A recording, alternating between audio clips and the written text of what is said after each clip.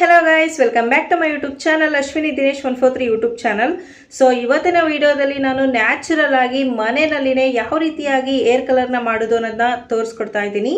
So video start ಮಾಡೋಣ. Video start ಮಾಡೋಕ್ಕಿಂತ ಮುಂಚೆ ಇನ್ನೂ ಯಾರೆಲ್ಲ ನನ್ನ ಚಾನಲ್ ಸಬ್ಸ್ಕ್ರೈಬ್ ಆಗಿಲ್ವೋ ಪ್ಲೀಸ್ ಸಬ್ಸ್ಕ್ರೈಬ್ ಮಾಡ್ಕೊಳ್ಳಿ, ಹಾಗೇನೇ ಸಪೋರ್ಟ್ ಮಾಡಿ ಗೈಸ್.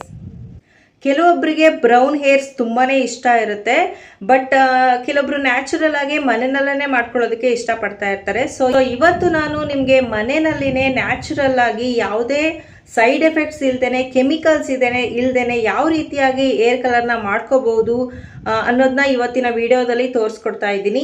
ನಾನು ಇವತ್ತು ತೋರಿಸ್ಕೊಡ್ತಾ ಇರುವಂತಹ ಏರ್ ಪ್ಯಾಕ್ ಇಂದ ನಿಮ್ಮ ಕೂದಲಿಗೆ ಯಾವುದೇ ರೀತಿಯಾದಂತಹ ಡ್ಯಾಮೇಜ್ ಆಗೋದಿಲ್ಲ, ಹಾಗೇನೆ ಯಾವುದೇ ರೀತಿಯಾದಂತಹ ಕೆಮಿಕಲ್ ಕೂಡ ಇರೋದಿಲ್ಲ. ನೀವು ಆರಾಮ್ಸೆ ಈ ಒಂದು ಏರ್ ಪ್ಯಾಕ್ ಅನ್ನ ಯೂಸ್ ಮಾಡ್ಕೋಬಹುದು. ಇದರಿಂದ ನಿಮ್ಮ ಕೂದಲು ಶೈನಿಂಗ್ ಕೂಡ ಆಗುತ್ತೆ, ಡ್ಯಾಂಡ್ರಫ್ ಕೂಡ ಕಡಿಮೆ ಆಗುತ್ತೆ, ಹಾಗೇನೆ ನಿಮ್ಮ ಕೂದಲು ಕಲರ್ ಕೂಡ ತುಂಬಾನೇ ಸೂಪರ್ ಆಗುತ್ತೆ. ಕೂದಲು ತುಂಬಾ ಸೂಪರ್ ಆಗುತ್ತೆ. ನೀವು ನ್ಯಾಚುರಲ್ ಆಗಿನೇ ನಿಮ್ಮ ಏರ್ ಕಲರ್ ನ ಬ್ರೌನ್ ಕಲರ್ ಆಗಿ ಮಾಡ್ಕೋಬಹುದು. ಕೆಲವೊಬ್ಬರಿಗೆ ಸ್ವಲ್ಪ ಲೈಟ್ ಬ್ರೌನ್ ಕಲರ್ ಹೇರ್ಸ್ ತುಂಬಾನೇ ಇಷ್ಟ ಇರುತ್ತೆ, ಬಟ್ ಅಂಗಡಿಲಿ ಸಿಗುವಂತಹ ಪ್ಯಾಕ್ ಗಳನ್ನ ಯೂಸ್ ಮಾಡೋದಕ್ಕೆ ಭಯ ಪಡ್ತಾ ಇರ್ತಾರೆ. ಅದರಲ್ಲಿ ಕೆಮಿಕಲ್ಸ್ ಇರ್ಬೋದು ಅಥವಾ ಏರ್ ಫಾಲ್ಸ್ ಆಗ್ಬೋದು, ಏರ್ ಡ್ಯಾಮೇಜ್ ಆಗ್ಬೋದು ಅಂತ ಭಯ ಇರುತ್ತೆ. ಬನ್ನಿ ಯಾವ ತರ ಆ ಪ್ಯಾಕ್ ನ ರೆಡಿ ಮಾಡ್ಕೊಳ್ಳೋದು ಅನ್ನೋದನ್ನ ನಾನು ತೋರಿಸ್ಕೊಡ್ತೀನಿ.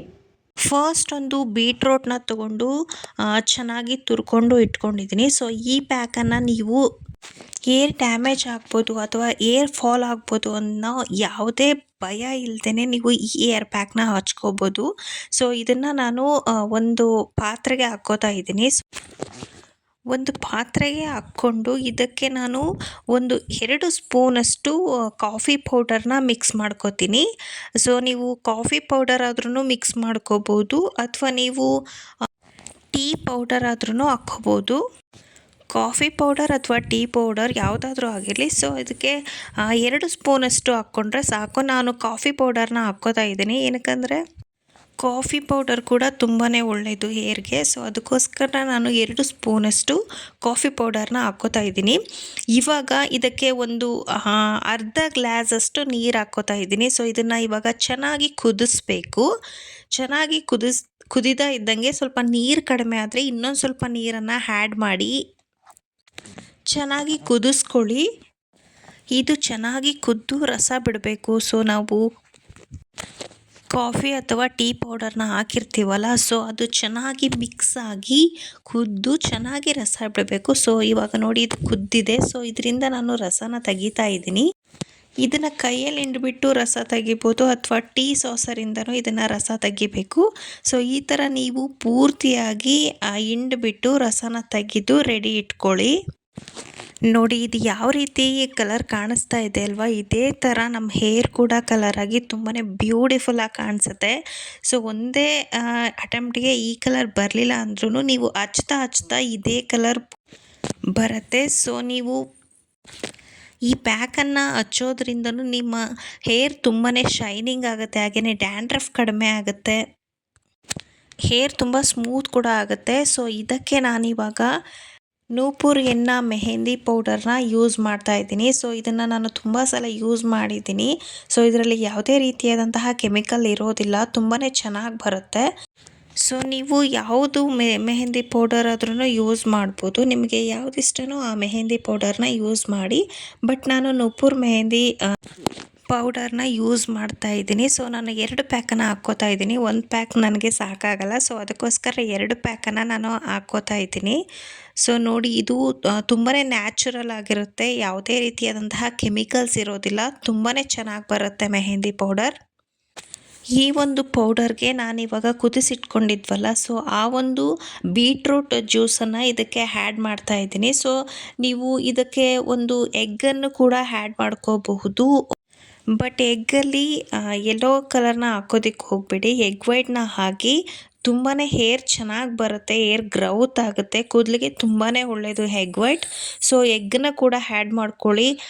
ಮತ್ತು ಮೊಸರನ್ನು ಕೂಡ ನೀವು ಆ್ಯಡ್ ಮಾಡ್ಕೋಬೋದು. ಮೊಸರು ಕೂಡ ಹೇರ್ಗೆ ತುಂಬಾ ಒಳ್ಳೆಯದು. ಸೊ ನೀವು ಮೊಸರನ್ನು ಕೂಡ ಆ್ಯಡ್ ಮಾಡ್ಕೋಬೋದು. ನಾನು ಇದರಲ್ಲಿ ಮೊಸರು ಹಾಗೆ ಎಗ್ಗನ್ನು ಸ್ಕಿಪ್ ಮಾಡ್ಕೋತಾ ಇದ್ದೀನಿ. Only mehndi powder, coffee powder ಹಾಗೆಯೇ ಬೀಟ್ರೂಟ್ ಜ್ಯೂಸನ್ನು ಆ್ಯಡ್ ಮಾಡಿದ್ದೀನಿ ಅಷ್ಟೇ. ಸೊ ಇದಕ್ಕೂ ಕೂಡ ಹೇರ್ ಕಲರ್ ತುಂಬಾ ಸೂಪರಾಗಿ ಬರುತ್ತೆ. ಸೊ ನೋಡಿ, ಕ್ಲೀನಾಗಿ ಕಲಸಿದಾದ್ಮೇಲೆ ಈ ಥರ ಬಂದಿದೆ. ಸೊ ನೋಡಿ, ಕಲರ್ ನೋಡಲಿಕ್ಕೆ ಎಷ್ಟು ಚೆಂದ ಕಾಣಿಸ್ತಾ ಇದೆ. ಇನ್ನು ಕೂದಲಿಗೆ ಅಪ್ಲೈ ಮಾಡಿದ್ರೆ ಹೇರ್ ಯಾವ ರೀತಿ ಕಲರ್ ಬರ್ಬೋದು ಇಮ್ಯಾಜಿನ್ ಮಾಡ್ಕೊಳ್ಳಿ. ಸೊ ಇದನ್ನು ಒಂದು 3 ಅವರ್ಸ್ ಆದ್ರೂ ಕಲಿಸ್ಬಿಟ್ಟು ಹಾಗೆ ಇಟ್ಬಿಡಿ. ಸೊ ಅಟ್ಲೀಸ್ಟ್ 1 or 2 ಅವರ್ ಆದ್ರೂ ಇದನ್ನು ಕಲಿಸ್ಬಿಟ್ಟು ಹಾಗೇ ಇಡಬೇಕು. ನಂತರ ನೀವು ತಲೆಗೆ ಅಪ್ಲೈ ಮಾಡಬೇಕು.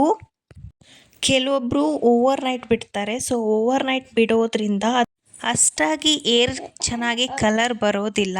ಸೊ ಅದಕ್ಕೋಸ್ಕರ ಓವರ್ ನೈಟ್ ಬಿಡೋದಕ್ಕೆ ಹೋಗ್ಬಿಡಿ. ಕಲಿಸ್ಬಿಟ್ಟು ಒಂದು 2-3 ಅವರ್ಸ್ ಬಿಟ್ರೂ ಸೂಪರಾಗಿ ಕಲರ್ ಬರುತ್ತೆ. ನೋಡಿ, ನಾನು ಇವಾಗ ತಲೆಗೆ ಅಪ್ಲೈ ಮಾಡ್ಕೋತಾ ಇದ್ದೀನಿ. ಸೊ ನಮ್ಮಮ್ಮ ಅಪ್ಲೈ ಮಾಡ್ತಾ ಇದ್ದಾರೆ. ಸೊ ಇದನ್ನು ತುಂಬ ತಿಕ್ಕಾಗಿಯೇ ಅಪ್ಲೈ ಮಾಡಿ, ಬಟ್ ಅಪ್ಲೈ ಮಾಡಿ ಪೂರ್ತಿಯಾಗಿ ಒಣಗೋವರೆಗೂ ತಲೆ ಸ್ನಾನ ಮಾಡೋದಕ್ಕೆ ಹೋಗಬೇಡಿ. ಸೊ ನೀವು ಬೇಗ ತಲೆ ಸ್ನಾನ ಮಾಡಿದ್ರೆ ಅಷ್ಟಾಗಿ ಕಲರ್ ಬರೋದಿಲ್ಲ. ಪೂರ್ತಿಯಾಗಿ ಒಣಗಿದಾದ್ಮೇಲೆ ತಲೆ ಸ್ನಾನ ಮಾಡಿದ್ರೆ ತುಂಬ ಚೆನ್ನಾಗಿ ಕಲರ್ ಬರುತ್ತೆ.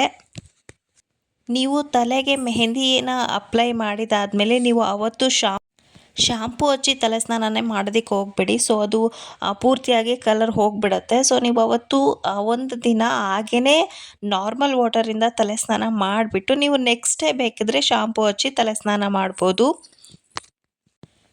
ನೋಡಿ, ಇಮೇಜಲ್ಲಿ ಕಾಣಿಸ್ತಾ ಇದೆಯಲ್ಲ, ಈ ರೀತಿಯಾಗಿ ಒಂದು ಸೂಪರ್ ಆಗಿರೋ ಕಲರ್ ಬರುತ್ತೆ. ಸೊ ಟ್ರೈ ಮಾಡಿ. ಓಕೆ ಗೈಸ್, ಇವತ್ತಿನ ವಿಡಿಯೋದಲ್ಲಿ ನ್ಯಾಚುರಲ್ ಆಗಿ ಯಾವುದೇ ರೀತಿಯಾದಂತಹ ಸೈಡ್ ಎಫೆಕ್ಟ್ಸ್ ಇಲ್ದೇನೆ ಯಾವ ರೀತಿಯಾಗಿ ಮನೆಯಲ್ಲಿನೇ ನಿಮ್ಮ ಕೂದಲನ್ನ ಕಲರ್ ಮಾಡ್ಕೋಬಹುದು ಅನ್ನೋದನ್ನ ತಿಳಿಸ್ಕೊಟ್ಟಿದ್ದೀನಿ. ವಿಡಿಯೋ ಇಷ್ಟ ಆಗಿದ್ರೆ ಒಂದು ಲೈಕ್ ಮಾಡಿ, ಕಮೆಂಟ್ ಮಾಡಿ, ಹಾಗೆಯೇ ನಿಮ್ಮ ಫ್ರೆಂಡ್ಸ್ ಆ್ಯಂಡ್ ಫ್ಯಾಮಿಲಿಗೆ ಶೇರ್ ಮಾಡಿ. ಇನ್ನು ಯಾರೆಲ್ಲ ನನ್ನ ಚಾನಲ್ ಸಬ್ಸ್ಕ್ರೈಬ್ ಆಗಿಲ್ವೋ ಪ್ಲೀಸ್ ಸಬ್ಸ್ಕ್ರೈಬ್ ಮಾಡ್ಕೊಳ್ಳಿ, ಹಾಗೆಯೇ ಸಪೋರ್ಟ್ ಮಾಡಿ guys. Okay friends, take care, bye ಬಾಯ್.